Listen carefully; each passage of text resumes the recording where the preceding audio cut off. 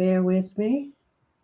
Okay, it looks like everybody is on, even Clubhouse. So you can find me at Instagram. You can find me on Facebook, either my Facebook page, Surrette Pierre Prizes, or if you are one of my followers on my profile page, Surrette Pierre, I'm over there too. Bigo, and what else do we have? YouTube Live. I'm leaving someone out, one of the other platforms, but you should be able to find me. No problem. And if you are one of the audience members who has been following us since we started this, I think last week maybe, then you know that we are talking about narcissistic personality disorder. Narcissistic personality disorder. And we're trying to unpack as much as we can. So as of now, there is no estimate on how long we'll be on the subject. So just set notifications and go ahead and enjoy the information while it is available to you. Go ahead, set your notifications. I will try my best to at least come on once a day until we get through this. There may be times when I'm able to come on even more than that, but prayerfully it won't be any less than once a day. So I am Surrette Pierre. Introduce myself to those who may not know me. But I have a consulting firm, a small consulting firm where I do various things. I'm a public speaker, global speaker, and I also am a healing evangelist, or soul mender, as I coin myself. I'm known as the Freedom Igniter, and I help people move past trauma into their freedom. So I ignite emotional wellness, helping survivors heal using biblical healing of God principles. Okay. And so the Bible is my resource tool, my toolkit. God is my source. And among many of the resources that He grants us, the Bible is the most important for me. And I don't know how many of you tonight know that God is a healer, okay?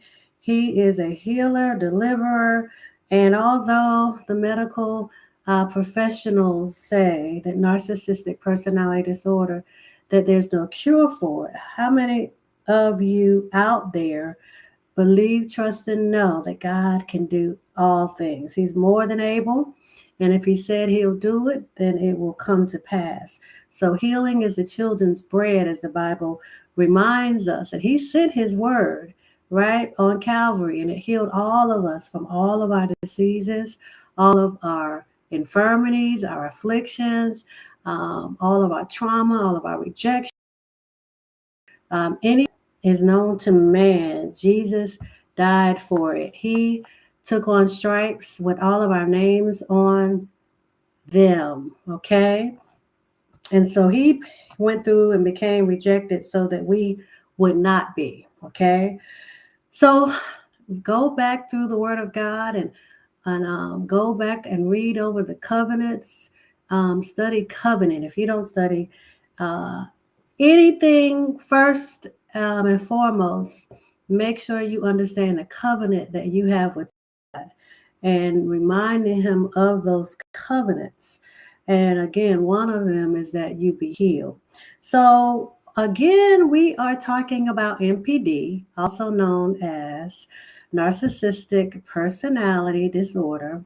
And we have been talking about a couple of things. Episode 1, we talked about gaslighting.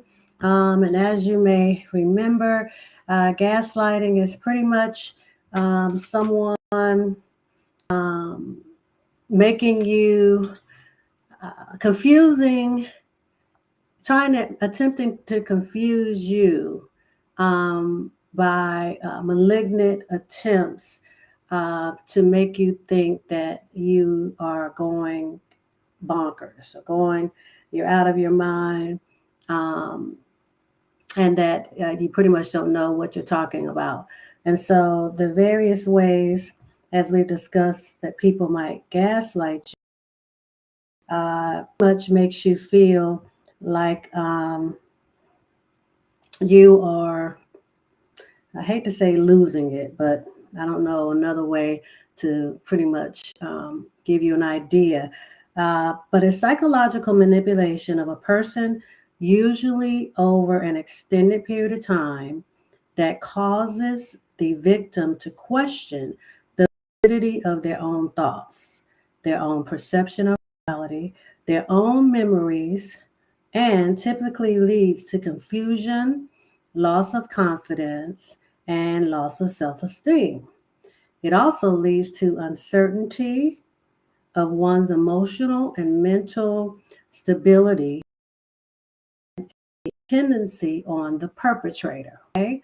I was driving earlier today and there was a commercial, and they were just encouraging everyone, all the listeners on the radio, that, whether you may be or someone may be suffering emotional, mental, or relational abuse, there are people, agencies, organizations, those who just have a heart and a burden towards these types of things, and those who are licensed professionals. There are many resources that you can go to in your particular area to get help, whether you want to go through the testing process, the diagnostic testing.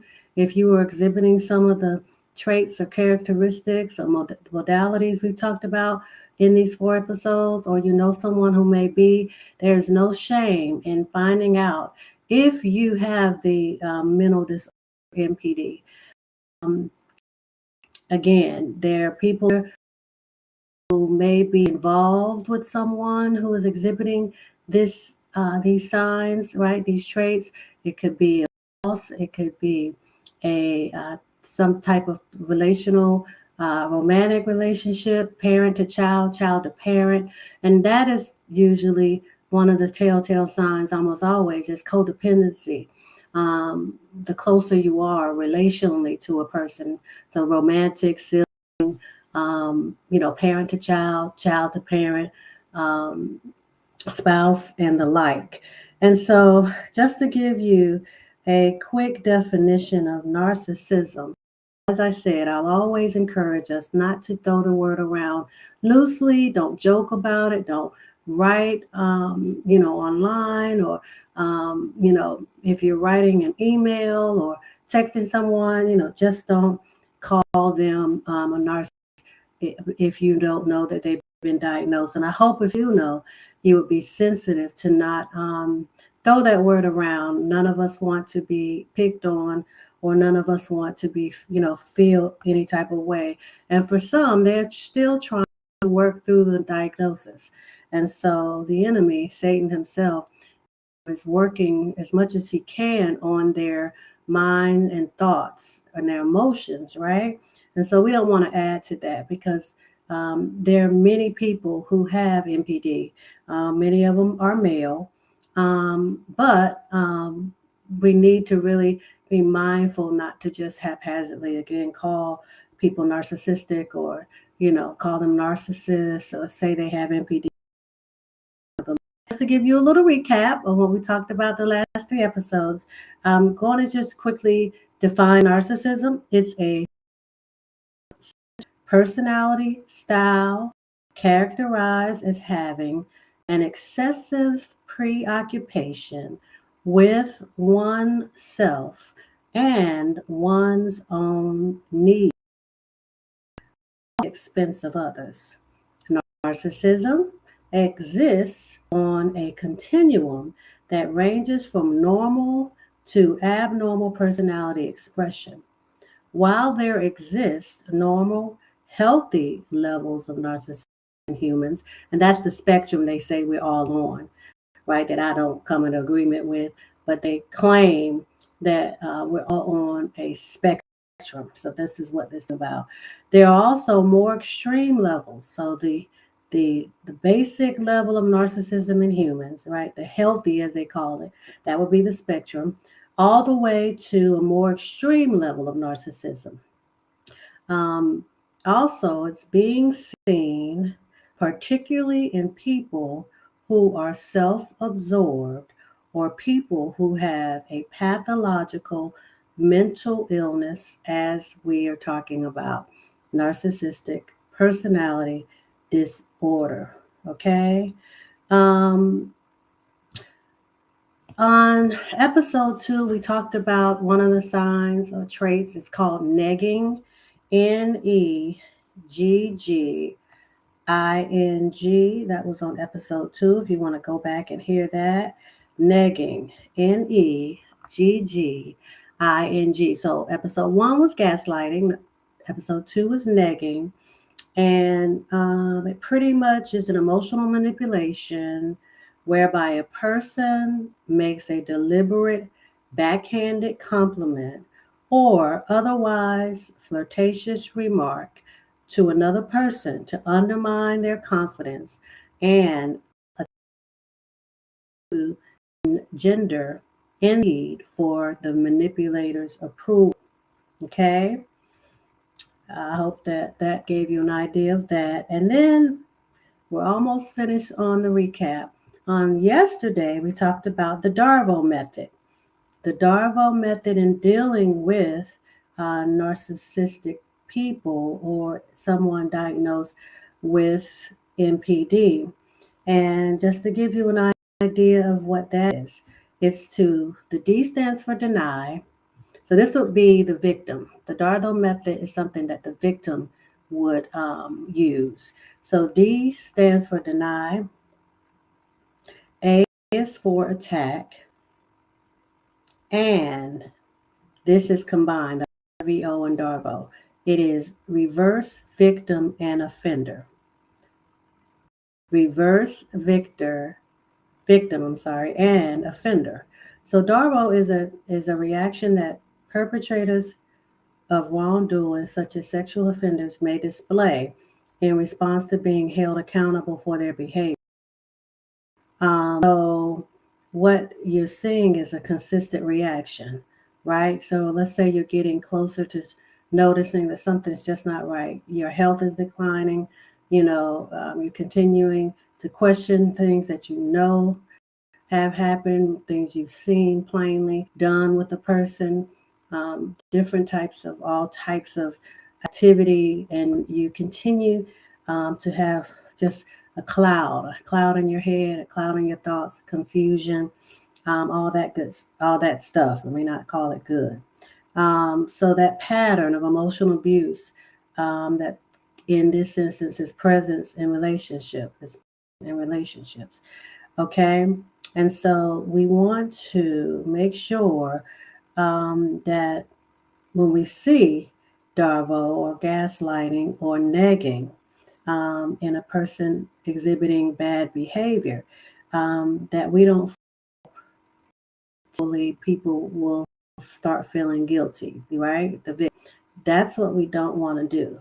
We want to learn how to keep people accountable using, Darvo, the mechanism that we know the perpetrator uses as a defense tactic, um, to manipulate and evade accountability for the abuse they inflict.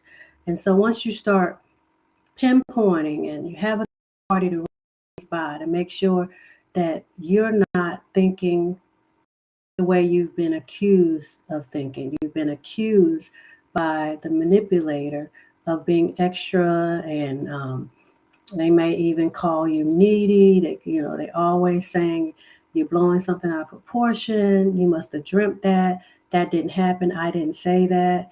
You're dramatic. Here you are crying again. Those types of things. So today I want to talk about another characteristic. And of course, I cannot diagnose anybody here. I've just been researching this for about 20 years myself, and studying it. for my clients, and having even me personally, yes, me, having gone through it myself. Um, and so it's very, to me, important that I make sure that, again, we don't, keep the buzzword popping, right, online in our conversations with uh, our groups, right? Whether it's acquaintances, whether it's workers, you know, we don't want to keep that going on, the trend, and all of the overuse, misuse of the word. And so I want to talk about emotional blackmail. Episode 4, emotional blackmail. Now, it's a dysfunctional form of manipulation that people use to place demands and threaten victims to get what they want. The undertone of emotional blackmail is, if you don't do what I want, then, or when I want it, you will suffer. So the emotional blackmailer typically does not have any other coping or go-to methods for how to communicate and how to interact in a healthy manner. So, when they've tried everything else, especially when you start realizing they're exhibiting these types of signs of gaslighting, love bombing, blackballing, and stonewalling, and smear campaigns, and excessive compulsive lying and all of that. When you start hearing things come back to you that a person who should love you is saying, or a person you work for, or whatever the situation may be, they're making up stuff almost always about you, or sharing personal details that you told them in confidence. And so they use it to appear more superior, to get more attention than they feel that you're the one with all the friends, you're the one who everyone loves and depends on. And so they'll start um, putting salt in the gas wheel, or just voluntarily calling, or anytime they can see any one of your friends or family members, they'll start throwing shade, right, just as they do to you.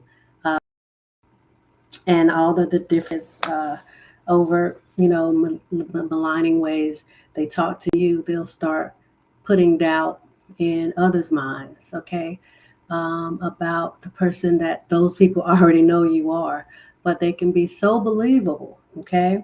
So now when they see you're shutting them down and saying things like, if you're going to try to mastermind me, I'm walking away and I won't continue talking to you. I'll go make dinner, or I'll, find a partner to do the project work, that with at work, to your boss, and I'll let you know um, when I'm complete, and I'll be more than happy to, I will not miss the deadline.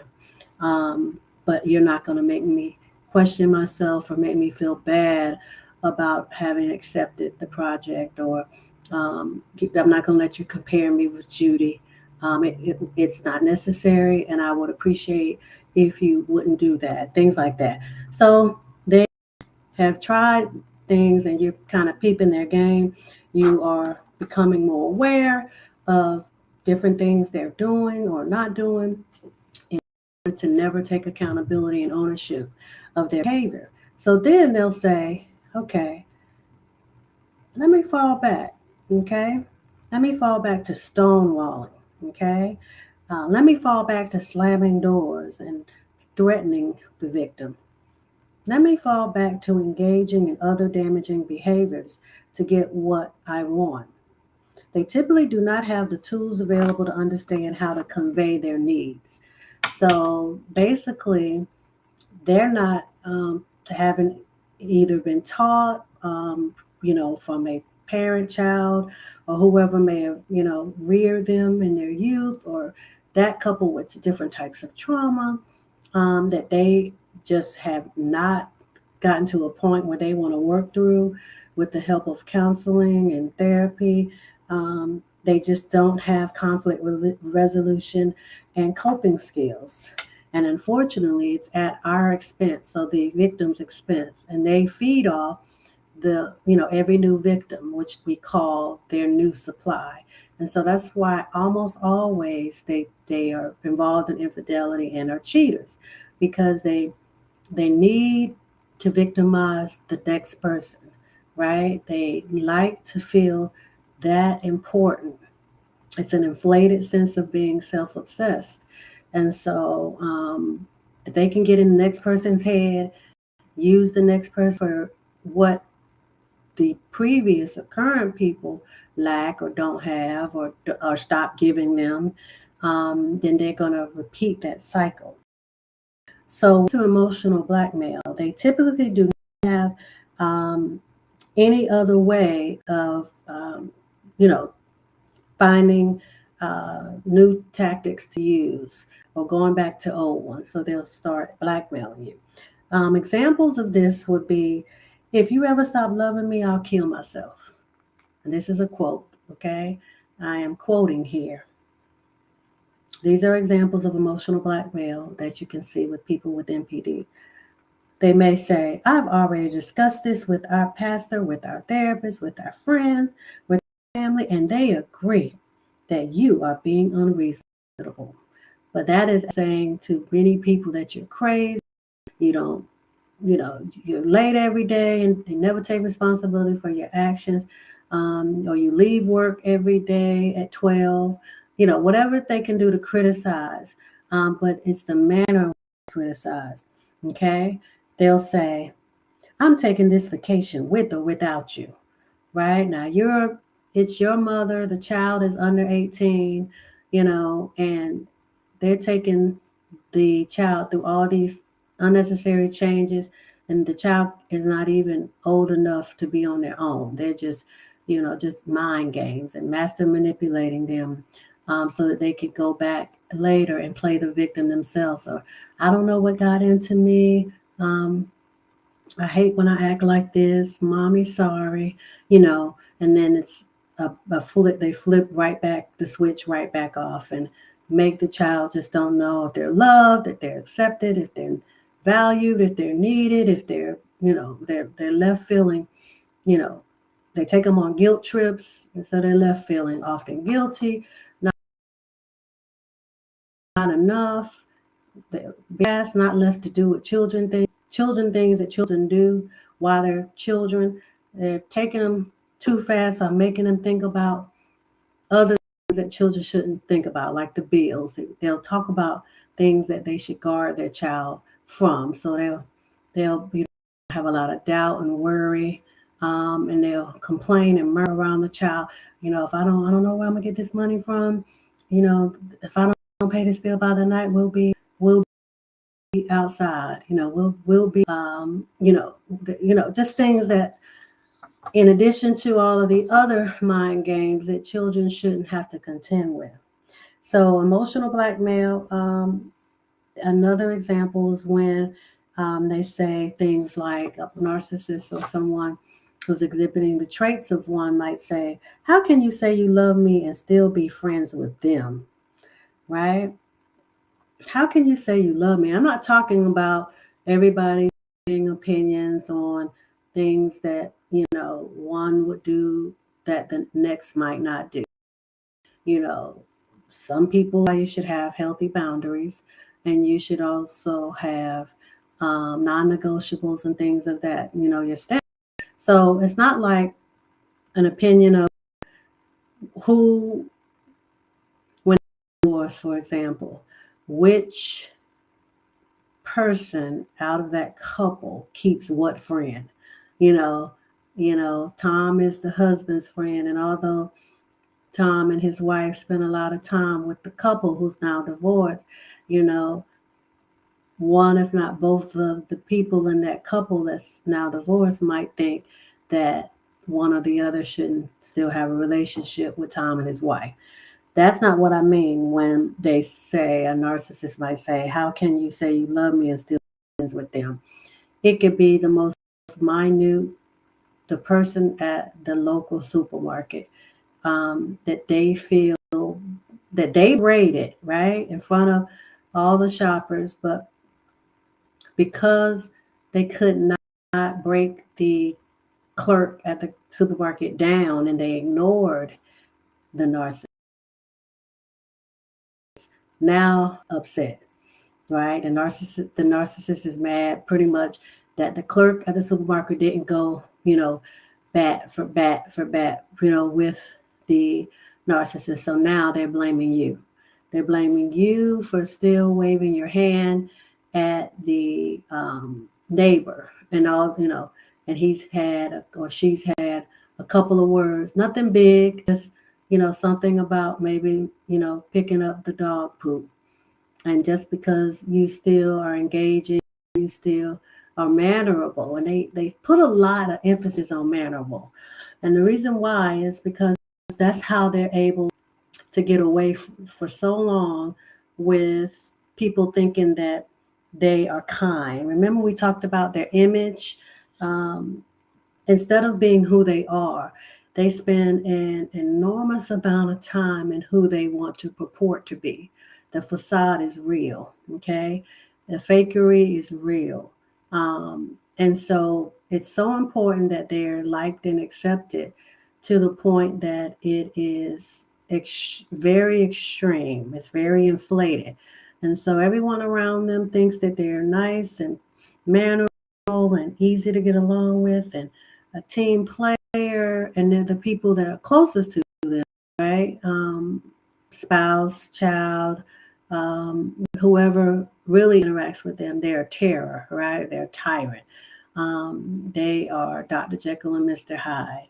But the image they portray is the total opposite. They're the life of the party, fun to be around. And then some people, if they're discerning or wise, they'll pick up on little things. But if they're not directly affected, they'll kind of brush it off, if that makes sense. They'll assimilate. But what you'll find is blame you and anyone else, old or new, in their lives for everything, rather than looking at it in a lens where they ever consider what they could have done differently or how they now are dealing with something that was beyond their control as a child or something like that. It's never a healthy perspective or any perspective outside of me, I. Okay? And I mean, it's exorbitant. It's just very inflated. Again, like I said yesterday, they never apologize. They never admit. They deny to the end, right? I mean, they on their deathbed still denying, okay? And so in closing, I want to give you a few tips on how to deal with types of people: manipulative, masterminding people that gaslight and love bomb and stonewall and emotionally blackmail and neg you, right? All of that. You have to disengage. You have to shut it down. Again, if you go toe to toe, if you just give any indication by responding, you're not going to sit here and make me think that I'm crazy. We both know who the crazy one is. Don't do that. Because then if they can get you emotionally and you fall for another one of them to shut you down, tear you down, then all it does is feed them. And you'll see, because they'll start making little, snide, making faces like, you like, I got him again. They fell for the okie doke. Now you're somewhere spent, ready to, flip and throw them and everything at them in in your path. And they're sitting, they have no empathy at any point about anything, right? And so now you put yourself in a position for them not to empathize with you again. And you don't have to. Just disengage. And the way to do that in a healthy way is always short and sweet. So if someone is trying to get a particular emotional response from you, choose not to. For example, if a particular friend is known to flatter you before asking for a favor, okay? Don't play along. Rather, reply politely and shift conversation. Okay? Just make everything short and sweet. Okay? Be confident. This is another tactic, another way to deal with manipulative people. Be confident. Sometimes manipulation may include one person's attempts to cause another person to doubt their abilities, to doubt their intention, or even their reality. This can wear us down over time and actually cause us to question these things in ourselves. If this happens often in a close relationship, it is probably, as we talked about yesterday, get out. Get out of that relationship. Okay? Um, get someone to guide you in how to do that. And I can't tell you, I'm saying get out, I'm saying step away, but I cannot make, or I cannot um, tell you what the best thing is for you. I can only suggest that you get someone who can help guide you. Okay. So when I say get out, just know that I want you to be safe, to use wisdom, and I want you to seek help. Okay. Another way to deal with manipulative people is to address the situation. Okay. Call out the manipulative behavior as it's happening. Remember I said earlier, if you just actually say, if you're going to manipulate me, then I'm going to stop talking tonight. If you're going to manipulate me, I'm going in the kitchen to cook, and I will stop this conversation. You start walking towards the kitchen.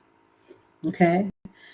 Keeping the focus on how the other person's actions are affecting you rather than starting with an accusatory statement may also help you reach a solution while emphasizing that their manipulative tactics won't work on you. Again, that is how you can deal with the people as a whole, but we're talking about the inflated, extreme circumstances when you're dealing with someone that is narcissistic, okay? And we're talking about exhibit traits, having been diagnosed with MPD. Um, we'll stop. Those are some traits. I hope that helped. Go back, look at the previous episodes so that you'll be made aware of just all the different reasons why we should not be casually, throwing around this word, and why we should not overuse it and abuse it. It's overstated, as we know, but it shouldn't be, because, again, these people, although dealing with a mental health issue, they can be very, they have value, right? They have friends, family, and people that love them, just as I hope all of you do. And so we don't want to make them seem, anything other than who God created them to be, in his image and in his likeness, because they are loved and they have worth and they matter, okay, just as you do. And so, in parting, my name again is Sarette Pierre. Again, I have a consulting firm in Raleigh, North Carolina. 95% of all the work I do is online, or via video and phone when I'm booked on speaking and preaching engagements. And again, my website is down. It's almost finished. The website itself, the web designer has just a couple of more things to tweak. But if you want to head on over to connect with Sarette.club, there's a motivational message there, digital download. I'd love for you to get. It's a gift to you.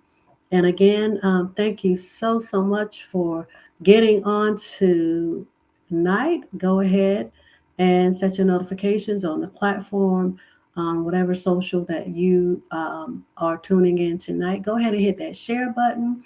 And God willing, I will see you on tomorrow.